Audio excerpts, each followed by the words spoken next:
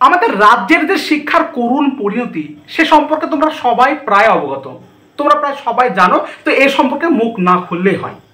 কিন্তু একটা ক্ষুদ্র জিনিস যেটা অনেক দিন ধরেই আটকে রয়েছে, যে জিনিসটার জন্য পশ্চিমবঙ্গের রাজ্যে যে টুকটাক চাকরির পরীক্ষাগুলো হয়, আমি প্রত্যেকটার কথা তো বলছি না, 2021-22 অনেক পরীক্ষা আছে, তার রেজাল্ট এখনো বেরোয়নি। কিন্তু তাও যে সমস্ত টুকটাক পরীক্ষাগুলো হয়, যেগুলো প্রায় রেজাল্ট ঠিকঠাকভাবে বেড়ায়, যেগুলো কাউন্সিলিং ঠিকঠাকভাবে হয়, তো সেই সমস্ত পরীক্ষাগুলো একটা জিনিসের জন্য আটকে রয়েছে। সেটা কি? তোমরা সবাই জানো, ওবিসির যে সংরক্ষণ বা ওবিসির যে কেসটা, তার জন্য কিন্তু আটকে রয়েছে। তো সেটা সম্পর্কে একটা একটু শুরু হওয়া দিয়েছে আমাদের হাইকোর্ট থেকে। সে সম্পর্কে একটু তোমরা একটু নিশ্চিত হতে পারো, তাও সম্পূর্ণ নিশ্চিত না আমি বলছি।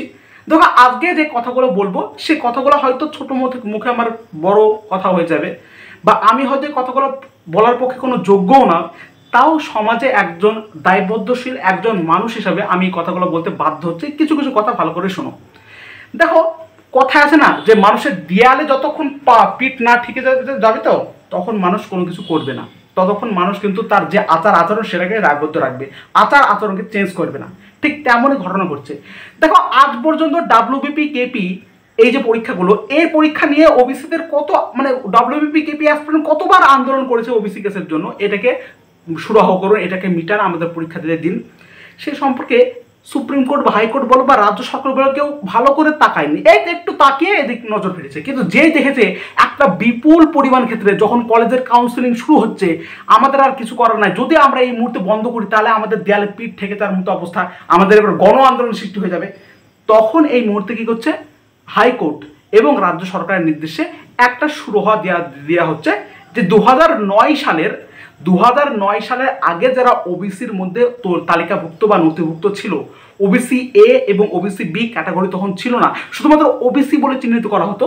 সেই 2009 সালের প্যানেল অনুযায়ী, অর্থাৎ 66 নাম্বার অনুযায়ী যে শ্রেণীগুলো অ্যাকচুয়ালি হচ্ছে, সেই শ্রেণীর মধ্যে কারা যদি থাকো তাহলে কি হচ্ছে, তাহলে তাদেরকে ওবিসি হিসাবে স্বীকৃত করা হবে, বাদ বাকি সমস্তগুলোকে ওবিসি হিসাবে স্বীকৃত করা হবে না। কিন্তু মজার ব্যাপার এটাই যে ওই 2009 সালের আগে পর্যন্ত যে লিস্টে যে নাম, তার মধ্যে আমাদের ম্যাক্সিমাম ওবিসি কিন্তু থাকবে না। তার কারণ সবারই ম্যাক্সিমাম যারা তোমার মুসলিম সম্প্রদায় বলে, প্রত্যেকেরই কিন্তু ম্যাক্সিমাম কিন্তু 2009 সালের পরে 2010 সালের পরে কিন্তু সমস্ত ওবিসি কার্ড করা আছে। সেই জন্য তারা ম্যাক্সিমাম কিন্তু ওবিসিদের মধ্যে থাকবে না। কিছু কিছু পিওর ওবিসি আছে, তারা কিন্তু ওবিসি তালিকাভুক্ত মধ্যে থাকবে। এবং বলা হয়েছে যে সেই নথিভুক্ত অনুযায়ী, সেই তালিকা অনুযায়ী আমাদের কাউন্সিলিংটা করা হোক। আরে বাবা, এই কথাটা তোরা তো আগেও বলতে পারতি, এবং আগেও তোরা বলেছিস, আগেও হাইকোর্টের নির্দেশে হাইকোর্টের নির্দেশে কথাটা বলা হয়েছে, কিন্তু সেটাকে মান্যতা দেওয়া হয়নি। বলা হয়েছে রাজ্য সরকারের তরফ থেকে আমরা একটু সময় নেব, আমরা সেই সময়টাকে নিয়ে আমরা ভালো করে একটা লিস্ট আপনাদেরকে পেশ করবো। কিন্তু সেই লিস্টটা দিতেই থাকছে, সময়কে সময়, তারিখ পে তারিখ চলে যাচ্ছে, কিন্তু তার কোনো সুরাহ আসছে না। এই একটা পজিশন। কিন্তু এবার আমাদের কলেজ কাউন্সিলিং শুরু হয়ে গেছে, এবার তো আমাদের দেয়ালে পিঠ ঠেকার মতো, আমাদের এবার গণ আন্দোলন সৃষ্টি হতে পারে। কারণ মানে ম্যাক্সিমাম সবাই কিন্তু কলেজে ভর্তি হওয়ার জন্য প্রায় উদ্বিগ্ন থাকবে। ডাব্লিউবিপি কেপি অ্যাসপিরেন্ট তো গুটি কত, সেগুলোকে আমরা ম্যানেজ করতে পারবো, কিন্তু কলেজ কাউন্সিলিং ব্যাপারে তো কিছু করার দরকার। আরে বাবারে, এই যে কাউন্সিলিংটা করবি, তাহলে এই কাউন্সিলিংটা মতোই তোরা ডাব্লিউবিপি কেপি সেখানেও অ্যাপ্লাই কর না, সেখানে অ্যাপ্লাই কর।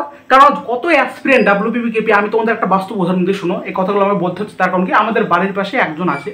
তো সে হচ্ছে কি, সে তার মায়ের খুব অসুস্থ, শরীর খারাপ, বাবা কিছুদিন আগে মারা গেছে এমন সিচুয়েশন অবস্থায়, এবং সে কি করেছে, সে প্রতিদিন মাঠে দৌড়ায় এবং নিজে কাজ করে, উপার্জন করে, খাওয়ায়, মাকে চিকিৎসা করায়, এবং প্রতিদিন রাত্রিবেলা পড়াশোনা করে এবং দৌড় মারে। তার পড়াশোনা করে টেস্টে ভালো নাম্বার আসছে ঠিকঠাক, কিন্তু রান দিচ্ছে, দৌড়েও ভালো করছে, মানে মোটামুটি তার প্রথম থেকে ছোট থেকে ইচ্ছা পুলিশ হওয়া। সে মোটামুটি পুলিশ হওয়ার জন্য প্রায় প্রস্তুত, কিন্তু কি হচ্ছে, পরীক্ষায় হচ্ছে না বর্তমান দিনে। তাহলে তার অবস্থাটা একবার বোঝার চেষ্টা করো, সে কোন সিচুয়েশনের মধ্যে আছে সেটা একবার বোঝার চেষ্টা করো। তাহলে তাদেরকে কোনো দাম নাই। তোমরা যেই ডাব্লিউবিপি কলেজ কাউন্সিলে আসলো তখন তুমি এই কথাটা বলতে পারলা তোমরা সবাই, তাহলে ডাব্লিউবিপি কেপি যে এত আন্দোলন হচ্ছে তখন তুমি এই কথাটা বলতে পারলো না, তখন তুমি এই অনুযায়ী তুমি কাউন্সিলিং করতে পারছো না, এই অনুযায়ী তুমি পরীক্ষাটা নিয়ে নিতে পারছো না, ওবিসির জন্য করে রাখছো। তাহলে এবার যদিও বলা হয়েছিল কিন্তু হাইকোর্ট থেকে যে ওবিসির যে কেসটা চলছে, এই কেসটার জন্য সামনের কোনো পরীক্ষা এগোবে না। কিন্তু আমাদের সবই চক্রান্তর একটা বিষয়, ঠিক আছে। তো কি করছে, এই ওবিসি কেসের নামে ঝুলিয়ে রেখেছে ব্যাপারটা। তাহলে ভাবো এই যে আমাদের বাড়ির পাশে ওর মতো ছেলেপিলের কত আছে, তাহলে তাদের একবার স্ট্রাগলের কথাটা ভাবো, তাদের পরীক্ষা দিতে পারছে না এমন সিচুয়েশন। যে ছেলেটা ছোট থেকে ইচ্ছা পরীক্ষা দেবো, তার এরকম সিচুয়েশনের মধ্যেও সে পরীক্ষা দিতে পারছে না, পরিশ্রম করছে তার পরীক্ষা দিতে পারছে না, এরকম প্রচুর ক্যান্ডিডেটই আছে। হয়তো আমি অনেক ছোট, তাদের থেকে অনেক ছোট, আমার বলা সাজায় না, কিন্তু তাও কিছু কিছু কথা মন থেকে বেরিয়ে আসে। আমি বললাম সমাজ একজন দায়বদ্ধশীল হিসাবে একজন কথাটা বেরিয়ে আসে কিছু কিছু কথা। তো এই হচ্ছে বিষয় যেটাকে আমি বলার চেষ্টা করলাম। ওবিসি কেসের যে নির্দেশনামা, তো সেটা যে চেষ্টা করলে অনেক আগে এটার মাধ্যমে কিন্তু কাউন্সিলিংটা করানো যেতে পারতো, কিন্তু সেটা হয়নি। কিন্তু আশা করছি এই যে ওবিসির যে লিস্টটা প্রকাশ করা হয়েছে, এই যে ওবিসি সংরক্ষণ সম্পর্কে যা যা বলা হয়েছে, যা অ্যাপ্লাই করা হয়েছে, যে 2009 সালের আগে, অর্থাৎ এর আগে 17% পর্যন্ত রিজার্ভেশন দেওয়া হতো ওবিসির ক্ষেত্রে, কিন্তু এবার সেই 17% কমে 7% পর্যন্ত রিজার্ভেশন দেওয়া হবে। অর্থাৎ এখানে কি হবে বলতো, ম্যাক্সিমামই কিন্তু ম্যাক্সিমাম কিন্তু তোমার ওবিসি জেনারেল হিসেবে চলে যাবে। তার কারণ ম্যাক্সিমামই, তার কারণ এখনকার যত সমস্ত ওবিসি যারা ম্যাক্সিমাম ওবিসি হয়েছে, ম্যাক্সিমাম কথাটা যদি বারবার বললাম, তারা সবাই 2010 সালের পরে করে। তাহলে 10 সালের পরে যারা যারা করেছে ম্যাক্সিমাম ওবিসি বাদ হবে, এবং তারা অ্যাজ এ জেনারেল ক্যান্ডিডেট হিসেবে কিন্তু পার্টিসিপেট করবে।